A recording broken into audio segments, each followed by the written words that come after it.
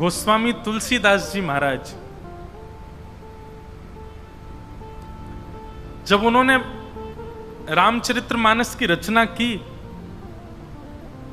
कई लोगों को उनसे ईर्ष्या होने लगी,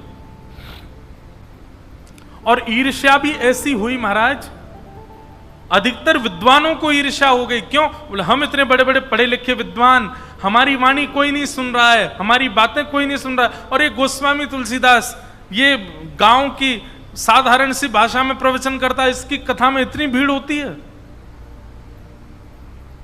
गोस्वामी तुलसीदास जी से ईर्ष्यावश उन पर प्रहार करने के, आक्रमण करने के कई विधान किए लोगों ने।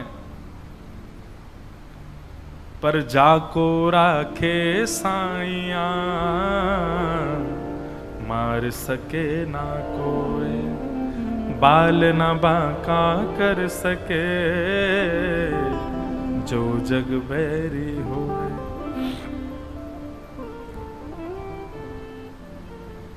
एक काशी के ब्राह्मण ने दो बड़े महंगे वाले डाकू बुलाए पैसा दे करके, और उनसे कहा कि तुम आधी रात में जाओ और गोस्वामी तुलसीदास जी का वध कर दो। दोनों डाकू बोले ठीक है हम कर देंगे। पैसा ले लिया खूब सारा। जैसे ही गोस्वामी तुलसीदास जी की कुटिया के पास गए, क्या देखा? एक श्याम वर्ण और एक गौर वर्ण के दो राजकुमार, छोटे छोटे से राजकुमार, छोटे छोटे धनुष, छोटे छोटे बाण अपने कंधे पर टांगे, और आधी रात में गोस्वामी जी का कुटिया की पहरा दे रहे थे। छोटे छोटे राजकुमार। डाकुओं ने दूर से देखा, दूर से ही देख करके लौट के चले गए। तो जिसने पैसा दिया था उसको पैसा वापस कर दिया। बोले क्षमा करो, हम नहीं मार सकते गोस्वामी जी को। बोले क्यों नहीं मार सकते? बोले दो छोटे छोटे राजकुमार उनकी पहरेदारी कर रहे थे। तो जिसने पैसा दिया उसने कहा मैंने तुमको इसलिए बुलाया था, इतने महंगे वाले डाकू, कि भाई अगर कोई रक्षा कर भी रहा होगा तो तुम उसको मार करके उनको मार दो, दो राजकुमारों का वध कर दो, उनको रास्ते से हटाओ, और तुम उनको देख के ही भागे आए। दोनों डाकू नेत्र बंद करके बैठ गए। बोले कि अरे उनका रूप क्या बताएं तुम्हें, ऐसे कमल जैसे नेत्र, ऐसी सुंदर लंबी नुकीली नाक, ऐसे सुंदर अधर, आहा ग्रीवा देख करके तो मन हो रहा था कि गले से लगा लें। ऐसे सुंदर सुंदर गदमदरा से हाथ, ऐसी सुंदर चाल, घुंघराले केश। अरे भैया उनको देख के डर के वापस नहीं आए हम तो गोस्वामी जी के पास वापस जाएंगे और जाकर के उनकी शरण में जाके कहेंगे कि उन दोनों राजकुमारों से हमें मिलवाओ। इतने प्यारे राजकुमार, हम तो उनके रूप पर मोहित हो गए। दोनों डाकुओं ने पैसे वापस कर दिए और दूसरे दिन गोस्वामी जी की कुटिया पे पहुंच गए और जाकर के कह दिया, बोले हमें अपनी शरण में ले लो, अपना शिष्य बना लो। गोस्वामी जी बोले काय को शिष्य बनना है? बोले आपके शिष्य बन जाएंगे तो आपके संग रहेंगे, आपके संग रहेंगे तो आपके बाहर जो दो पहरेदार रहते हैं ना रात में, उनको देखने का अवसर मिल जाएगा। गोस्वामी जी बोले कौन से दो पहरेदार? बोले आप जब रात्रि में सोए थे कल, हम दोनों डाकू आपको मारने के लिए आए थे, उस समय दो राजकुमार आपके पहरेदारी कर रहे थे, एक श्याम वर्ण के, एक गौर वर्ण के, दोनों के धनुष बाण लगा था। आहा नव कंज लोचन कंज मुख कर कंज पद कंजारुणम श्री रामचंद्र कृपालु भज मन हरण भव भय दारुण। नव कंज लोचन कंज मुख कर कंज पद कंजारुणम। कंज कहते हैं कमल को। गोस्वामी जी बोले बाहर पहरेदारी कर रहे थे। बोले हाँ, कैसा रूप था उनका? तो गोस्वामी जी ने जो लिखा है डाकू वही बता रहे हैं। आहा, मुख की आकृति ऐसी थी जैसे मानो कोई कमल हो, नेत्रों की आकृति ऐसी थी मानो जैसे कोई कमल हो। हाथ कैसे हैं? बोले जैसे मानो कोई कमल हो। चरण कैसे हैं? बोले मानो जैसे कोई कमल हो। सर्वांगीण अंग कैसा है? मानो जैसे कोई, कमल का मतलब कमल की कांति, कमल का सौंदर्य और कमल का स्पर्श, सब कुछ बहुत अद्भुत होता है। कमल को कभी छू के देखो। दुनिया में सॉफ्टनेस जिसे कहते हैं ना, उसकी सबसे अधिक मात्रा होती है कमल में। उतना कोमल होते हैं ठाकुर जी, उससे भी अधिक कोमल है। ये सामान्य संसार के कमल इतने कोमल, तो साक्षात कमलपति, कमलापति श्री ठाकुर जी कितने कोमल होंगे। गोस्वामी जी के नेत्र सजल हो गए और कहा, मैंने कोई पहरेदार नहीं रखे हैं, मैं जिनका यश गाता हूं, ऐसे ठाकुर जी को पता चल गया होगा कि तुम दोनों मुझे मारने आ रहे हो, तो वही रक्षा करने आए थे। अरे धन्य भाग्य भैया तुम दोनों ने जीवन में जरूर कोई पुण्य किया होगा, जो तुमको साक्षात राघवेंद्र सरकार के दर्शन हो गए। दोनों डाकू मन में विचार करने लगे, जीवन भर डकैती करी हमने, जीवन भर गलत काम किए हमने, लेकिन केवल गोस्वामी तुलसीदास जी को मारने की सुपारी मिली और हमने स्वीकार कर ली, यह भी पुण्य में परिवर्तित हो गया और राम जी के दर्शन हो गए हमको। तो ईर्ष्या नहीं। ऐसा प्रसंग आता है गोस्वामी जी के भाव में कि जब बहुत अति हो गई, गोस्वामी जी पर बहुत ज्यादा ईर्ष्या करने लगे लोग, तो गोस्वामी जी काशी छोड़ करके चले गए। और जैसे ही काशी छोड़ करके गए, तो जिन जिन लोगों ने गोस्वामी जी को प्रताड़ित किया, उन सबको काशी विश्वेश्वर भगवान विश्वनाथ भगवान ने महाकाल रूप में दर्शन दिया। त्रिशूल लेकर के, त्रिनेत्र खोल करके, भयंकर क्रुद्ध में भर के दर्शन दिया और दर्शन देते हुए कहा, अभी जाओ, जाकर के चरणों में क्षमा मांगो गोस्वामी जी से और उनसे कहो कि वो वापस काशी आए। यदि गोस्वामी जी काशी लौट करके नहीं आए तो नूतन प्रलय हो जाएगा, सब जल करके राख हो जाएगा। तो ईर्ष्या तो कभी करनी नहीं है, और कहीं गलती से भी ईर्ष्या आप किसी वैष्णव से करने लगे तो स्थिति क्या होगी अभी सुन लीजिए आप। आपको क्या पता आप जिससे ईर्ष्या कर रहे हो, कहीं वो वैष्णव हुआ तो, कहीं वो भक्त हुआ तो आपके भाव नष्ट हो जाएंगे, आपकी भक्ति नष्ट हो जाएगी। इसलिए ईर्ष्या का दोष चित्त से निकालो। निर्मत्सराणाम सताम, मात्सर्य दोष से रहित जब तक नहीं होंगे हम, तब तक भागवत के अधिकारी नहीं बन सकते। वैद्यम वास्तवमत्र वस्तु शिवदम तापत्रयोन्मूलनम। श्रीमद् भागवत सुनने से क्या प्राप्त होगा? आप कहोगे मुक्ति प्राप्त होगी। मुक्ति बाद का विषय है। श्रीमद् भागवत सुनने से क्या प्राप्त होगा? धन, ऐश्वर्य, संपत्ति, सुख, समृद्धि नहीं। ये सब सुनने के लिए, ये सब पाने के लिए यदि आप कथा में बैठे हो तो मत बैठिए यहां पर। धन, वैभव, संपत्ति, सुख, समृद्धि आदि पाने के लिए कथा में मत बैठिएगा, क्योंकि कथा से आपको ये सब नहीं मिलेगा। श्रीमद् भागवत तो केवल एक वस्तु की प्राप्ति कराती है। कौन सी वस्तु? अस्ति स्वस्तरुणी कराग्र विकलत कल्प प्रसूना प्लुतम वस्तु प्रस्तुत वेणुनाद लहरी निर्वाण निर्व्याकुलम स्रस्त स्रस्त निबद्धनी विविलसत गोपी सहस्राव्रतम हस्तन्यस्तन ताप वर्गम खिलोदारम किशोराकृति।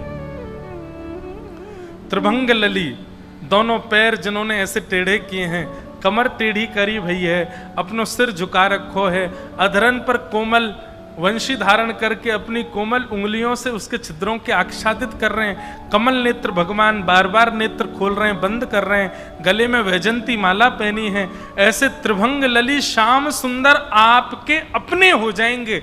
केवल ये मिलेगा भागवत जी से, और कुछ नहीं मिलेगा। वो श्याम सुंदर अपने लगने लगेंगे।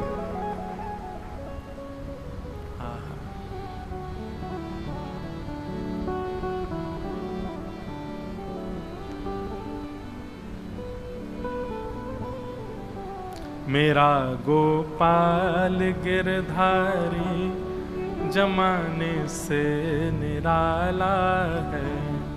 मेरा गोपाल गिरधारी जमाने से निराला है। मेरा गोपाल गिरधारी जमाने से निराला है। मेरा गोपाल गिरधारी जमाने से निराला है। यदि वास्तव में भागवत जी आपके चित्त में आ गई तो स्थिति ऐसी हो जाएगी, यही गाने लग जाओगे। मेरा गोपाल गिरधारी जमाने से निराला है। मेरा गोपाल गिरधारी जमाने से निराला है। न गोरा है न काला है, वो मोहन वंशी वाला है। न गोरा है न काला है, वो मोहन निराला है। कभी सपनों में आ जाए, कभी रूपोश हो जाए।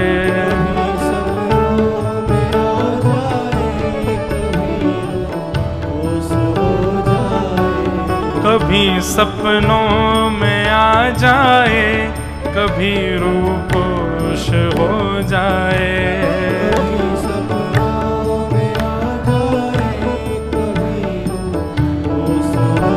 हम वो सूचना दे रहे हैं कि कथा सुनने से आपको क्या मिलेगा। यही सब मिलेगा, कभी स्वप्न दर्शन, कभी अनुभव दर्शन। हवाई जहाज में चलते चलते खिड़की से बाहर देखोगे तो बादलों में आकृति भी श्री कृष्ण की दिखाई देगी। कभी किसी काली वस्तु को देखोगे तो उस काली वस्तु में भी श्याम सुंदर दिखने लग जाएंगे। जित देखूं उदित श्याममयी है, ऐसा प्रेम उत्पन्न चित्त में हो जाएगा भागवत जी की कथा से। और कुछ नहीं मिलेगा, केवल ये मिलेगा भागवत में। कभी सपनों में आ जाए, कभी रूपोश हो जाए।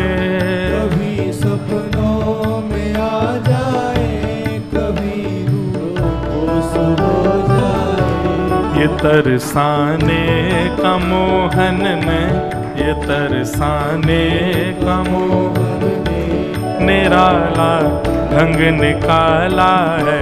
ये तरसाने का मोहन ने निराला ढंग निकाला है। मेरा गोपाल गिरधारी जमाने से निराला है। मेरा गोपाल गिरधारी जमाने से। श्री राधा रमण लाल की।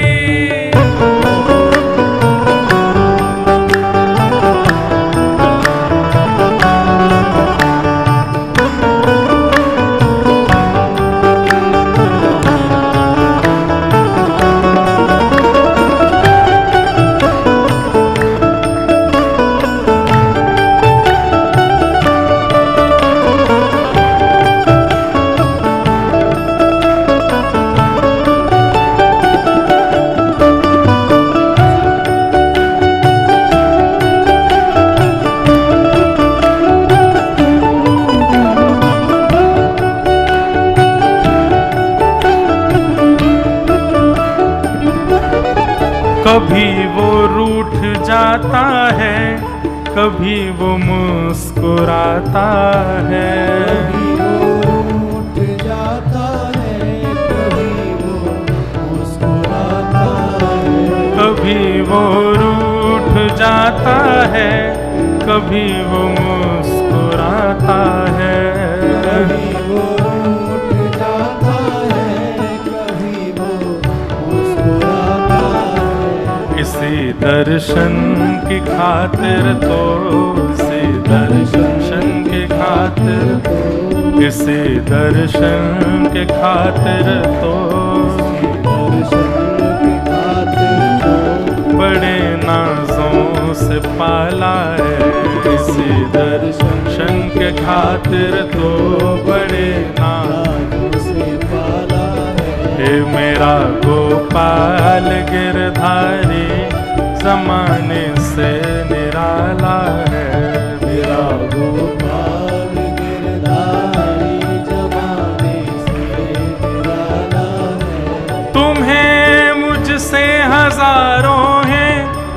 मगर मेरे तुम ही तुम हो।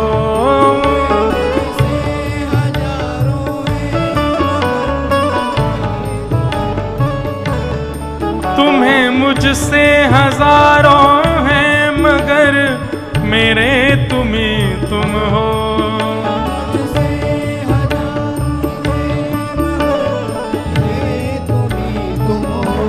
मगर मेरे तुम ही तुम हो। तुम ही सोचो हमारी ओर, तुम ही सोचो, तुम ही सोचो हमारी ओर, कौन सुनने वाला है मेरी सोचो हमारी ओर, कौन सुनने वाला है। मेरा गोपाल गिरधारी जमाने से निराला है, मेरा गोपाल गिरधारी जमाने से निराला है। हे रंगीला है रसीला है वो मोहन मुरली वाला है। रंगीला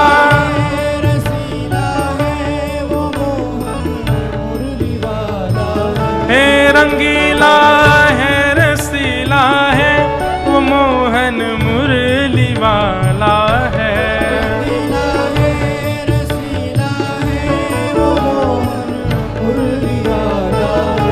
मेरा गोपाल गिरधारी जमाने से निराला है, मेरा गोपाल गिरधारी जमाने से निराला है। मेरा गोपाल गिरधारी जमाने से निराला है, मेरा गोपाल गिरधारी जमाने से निराला है। वो मोहन मुरली वाला है, वो मोहन मुरली वाला है। वो मोहन मुरली वाला है, वो मोहन मुरली वाला है। जमाने से निराला है, जमाने से निराला है। ओ जमाने से निराला है, जमाने से निराला है। तो श्रीमद् भागवत आपको केवल श्री कृष्ण प्रदान करेंगे। चलते फिरते उठते बैठते स्वप्न में चिंतन में 24 घंटा जैसे एक प्रेमी को अपनी प्रियसी याद आती रहती है, एक प्रियसी को अपना प्रेमी याद आता रहता है, एक संसारी व्यक्ति को भोग विलास स्मरण आता रहता है, एक व्यभिचारी व्यक्ति को केवल व्यभिचार चिंतन में चलता रहता है, ऐसे ही भागवत की सन्निधि में आने वाले व्यक्ति उसके चलते फिरते उठते बैठते सोते खाते पीते हर चिंतन में केवल और केवल श्याम सुंदर। आपको केवल यही मिलेगा। हम तो स्पष्ट बता रहे हैं, भागवत जी से और कुछ नहीं मिलेगा, केवल श्याम सुंदर मिलेंगे। चाहिए हो तो कथा सुनो। वैद्यम वास्तवमत्र वस्तु शिवदम तापत्रयोन्मूलनम श्रीमद्भागवते महामुनि कृते किं वा परैरीश्वर सद्यो हृदयमरुध्यते त्रिकृतिभिः शुश्रूषुभिस्तत्क्षणात्। ऐसी भागवत जी को हम प्रणाम करते हैं। ये द्वितीय श्लोक भागवत का। और तृतीय श्लोक में क्या कह रहे हैं? निगम कल्प तरोर गलितम फलम सुख मुखादमृतद्रव संयुतम पिबत भागवतम रसमालयम मुहुर्हो रसिका भुवि भावुकाः। निगम कल्प तरोर गलितम फलम। थोड़ा सा परिचय सुनो। श्रीमद् भागवत क्या है? निगम यानी कि वेद, वेद रूपी कल्प वृक्ष का पका हुआ फल है श्रीमद् भागवत। यदि आपने भागवत जी को श्रवण कर लिया तो आपने चारों वेदों का सार ले लिया, आपने समस्त पुराणों का सार ले लिया, सबका सारम सारम समुद्वितम। और कैसी है श्रीमद् भागवत? बोले सुख मुखाद अमृत द्रव संयुतम। श्री सुखदेव जी महाराज जो कि भागवत जी के बगल में विराज रहे हैं, इनके मुख लग जाने से भागवत जी अमृत तुल्य हो गए हैं। ऐसी भागवत की कथा को पिबत भागवतम रसमालयम, भागवत की कथा को जितना हो सके उसका पान करो, पियो। और कब तक पिए? बोले मोहर हो, पीते रहो पीते रहो, कोई अवधि नहीं है, जितना हो सके उतना पान करो। पंढरपुर में पियो, तांदूर में पियो, हैदराबाद में पियो, जहां भी भागवत की कथा श्रवण। एक बात हम आपको एक बात कहें, आपके गांव में, आपके नगर में, आपके रिश्तेदारी में, आपके संपर्क में और बिना किसी संपर्क के भी यदि कभी पता भी चल जाता है कि आसपास कहीं भागवत का वाचन हो रहा है, निश्चित जाया करो। चाहे समय निकाल करके 1-8 घंटे के लिए हो के आओ, लेकिन आप एक नियम बना लीजिए, कथा की जानकारी मिले और आप में यदि योग्यता है वहां पहुंचने की तो निश्चित पहुंच जाया कीजिए। जरूर प्रणाम करके, बिना निमंत्रण के भी जाया कीजिए। और वास्तव में एक बात बोलें, अगर कथा का निमंत्रण आया तो ये समझो कि यजमानों ने बुलाया, और कथा का निमंत्रण नहीं आया तो ये समझ लो ठाकुर जी ने बुलाया है। अब तो हमको जाना ही जाना है। निमंत्रण की प्रतीक्षा में जो बैठे रहते हैं ना, ठाकुर जी कहते हैं वो हम बुला रहे हैं, वो बड़ी बात नहीं है इसके लिए।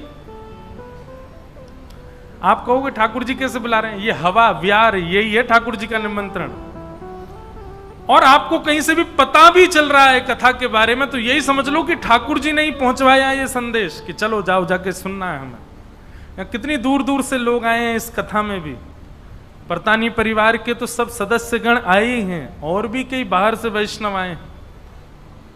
आज सुबह मिले हमें कितने लोग, बेंगलोर से आए, गुजरात से आए हैं, मुंबई से आए हैं, पुणे से आए हैं, कहां से हैं, सब जगह से लोग बाग आए हैं। हम वृंदावन से आए हैं। हम क्या बता, हमारो लाला ही वृंदावन से आयो है। श्री पंडरीनाथ भगवान भी कहां से आए हैं? वृंदावन से ही आए हैं। तो सब लोग आए हैं। श्रीमद् भागवत वेद रूपी कल्प वृक्ष का पका हुआ फल है। सुखदेव जी के मुख लग जाने से अमृत के समान हो गई है। ऐसी भागवत की कथा को यहां पर सुनने के लिए नहीं कहा है। पिबत भागवतम रसमालयम, भागवत की कथा को पियो, भागवत की कथा का पान करो। पान करने का अभिप्राय किससे है? पान करने का अभिप्राय है अपने जीवन में इंप्लीमेंट करो, अपने जीवन में उतारो। केवल सुनकर के चले जाने से काम नहीं होने वाला है आपका। जो आप कथा में श्रवण करते हैं तत्क्षण बिना किसी विचार के, कल पर भी मत टालो, आज इसी वक्त से ही अप्लाई कर दो। अब ये करना ही है मुझे, व्यास जी ने कह दिया, अब ये होगा। पिबत भागवतम, इसको कहेंगे पीना, भागवत की कथा को पीना। पिबत भागवतम रसमालयम मोहर हो रसिका भुवि भावुका। कब तक पियो? पीते रहो। जब तक ठाकुर जी मिल नहीं जाए तब तक पीते ही रहो, पीते ही रहो, पीते रहो। भागवत की कथा को श्रवण करते रहो। ऐसी भागवत की मधुर कथा को हम बारंबार प्रणाम करते हैं। तो भागवत के ये 3 मंगलाचरण हैं। एक मेरे मन में भाव आ रहा था,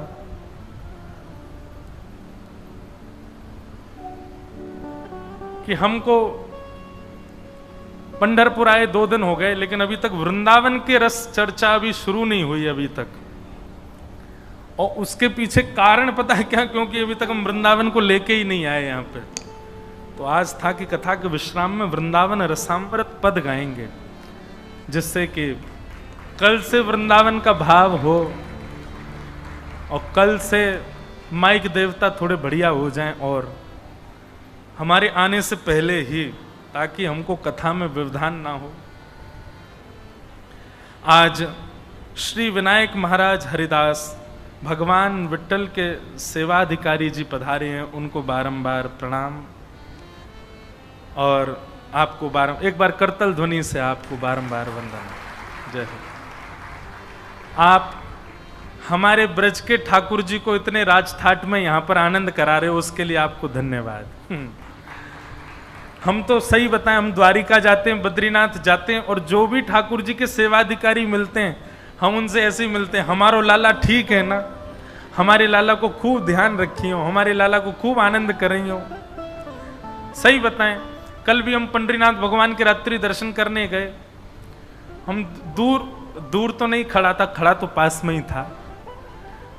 वही होती है ना हमारी। अच्छा एक बात, वीवीआईपी दर्शन की एक बात, हम सब जगह पॉडकास्ट वगैरह इंटरव्यूज में जाते हैं, सब पूछते हैं मुझसे, महाराज जी वीवीआईपी दर्शन होना चाहिए कि नहीं? हम कहते हैं देखो नहीं होना चाहिए, पर एक चीज जोड़ दूं उसमें, स्वयं प्रयास मत करो कि वीवीआईपी मिले, कोई करवा दे तो पीछे मत हटो। अब आपका कोई जानकार मंदिर में है,